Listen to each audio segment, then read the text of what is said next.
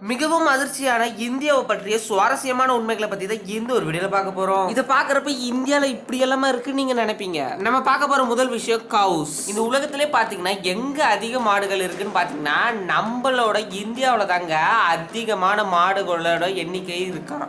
அதுவும் பாத்தீங்கன்னா இந்தியால மட்டும் தாங்க மாடுகளை ரொம்பவும் புனிதமானதா பாக்குறாங்களாம். மற்ற நாடுகளையும் மாடு இருக்கும், ஆனா இவ்வளவா இருக்காது. அங்க புனிதமானதெல்லாம் பார்க்க மாட்டாங்க. அங்க வெறும் பால் எடுக்கிறதாகவும் நிறைய ஒரு ப்ராடக்ட் தயார் பண்ணுற மிஷினாக தான் பார்க்குறாங்க. ஆனால் இந்தியாவில் மட்டும்தாங்க ஒரு கோமாதாவாக பார்க்குறாங்க. அதுவும் மாடை ஒரு தெய்வமாகவே பார்க்குற ஒரு நாடுனா அது இந்தியா மட்டும்தான். இந்தியாவில் மட்டும்தாங்க ஏதாவது ஒரு ப்ராஜெக்ட் ஸ்டார்ட் பண்ணோம்னா நம்ம மாடை வச்சு ஒரு சின்ன ஒரு பூஜை மாதிரி பண்ணுவாங்க. அது வீடு கிரகப்பிரவேசமாக இருக்கட்டும், ஒரு பெரிய ப்ராஜெக்டாக இருக்கட்டும், கோமாதா வச்சு தான் ஏதாவது ஒரு ப்ராஜெக்ட் பண்ணிக்கிட்டே இருப்பாங்க. அது ஒரு தெய்வம் மாதிரி கும்பிடுவாங்க. அது மட்டும் இல்லாமல் மாட்டிலேருந்து பால் எடுக்கிறது, மாட்டோட சாணத்திலேருந்து ஒரு உரம் தயாரிக்கிறது, இது மாதிரி எக்கச்சக்கமான மாட்டுகளோட பயன் இந்தியாவில் அதிகமாக பயன்படுத்தப்படுது.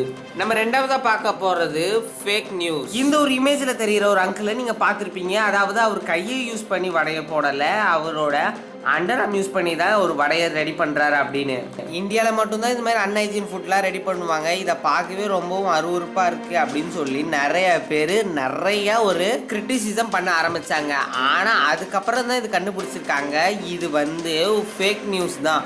இது ஒரு படத்துக்காக எடுத்த ஒரு சின்ன ஷார்ட்டு தான். ஒரு படத்தில் வைக்கிற சீனை பார்த்துட்டு இந்த ஒரு ஃபோட்டோ ரொம்ப வைரலாகி ஃபேக் நியூஸ் ஆச்சு. இந்த உலகத்திலே பார்த்தீங்கன்னா இந்தியாவில் உள்ள எந்த ஒரு பிளேஸ்ல தான் அதிகமாக மழை பெய்யுதுன்னு ஒரு கின்னஸ் வேர்ல்ட் புக் ரெக்கார்டில் இடம் முடிச்சிருக்கு. ஏன் இந்த ஒரு இடத்துல அதிகமாக மழை பெய்யுதுன்னு பார்த்தீங்கன்னா இந்த ஒரு இடத்துல தினத்துக்கும் வெயில் அடிக்காதுங்க, தினமும் மழை பெஞ்சுக்கிட்டே இருக்கும். நமக்கெல்லாம் எப்படி நார்மலான கிளைமேட்டு மழை வெயில் மாற்றி மாற்றி அடிக்குதோ இந்த ஒரு இடத்துல எப்பயுமே மழை பெஞ்சுக்கிட்டே தான் இருக்குமா.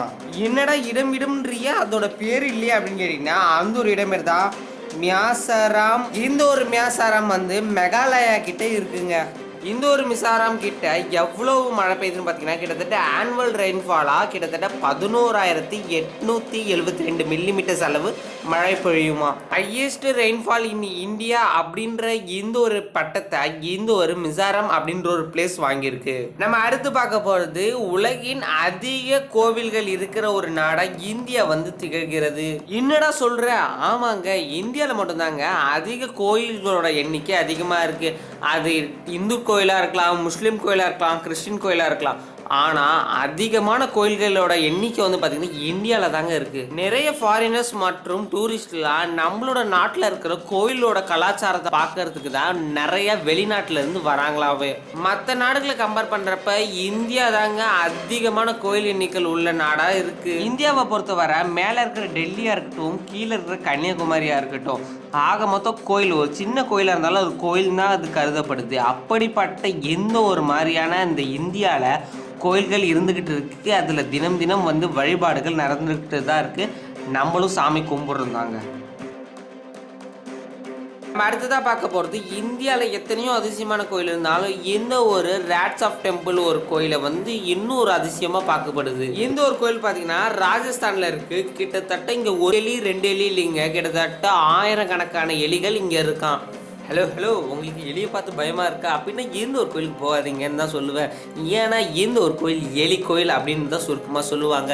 இங்கே ஒரு கிண்ணத்தில் பால் இருக்கும். அந்த ஒரு பாலை எலிங்கெல்லாம் சாப்பிட்ட பிறகு நம்ம அதை குடிச்சா ஒரு தெய்வீக சக்தி அதுக்கு கிடைச்ச மாதிரியும் சொல்கிறாங்க. ஆனால் இந்த ஒரு கோயிலில் முக்கியமான ஒரு சாமி யாருன்னு பார்த்தீங்கன்னா காளியம்மன் தான். அதுக்கப்புறமா இங்கே ஒரு எலியை சாமியை நிறைய பேர் கும்பிட ஆரம்பிக்கிறாங்க.